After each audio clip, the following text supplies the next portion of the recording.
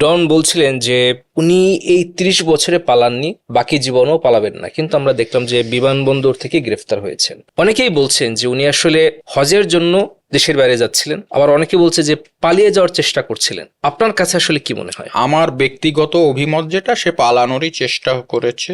যারা বলে পালাবো না, মানে বাংলাদেশে এ পর্যন্ত যারা বলেছে আমি কখনো পালাবো না, ওরাই কিন্তু পালিয়ে যায়। ডনও সেই ক্যাটাগরির মধ্যে পড়ে গেল।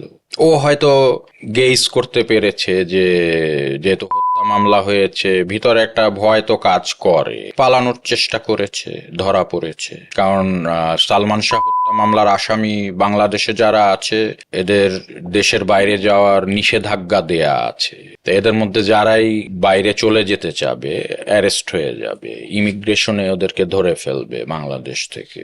এখন সালমান শাহর বন্ধু হিসেবে আপনার কি প্রত্যাশা?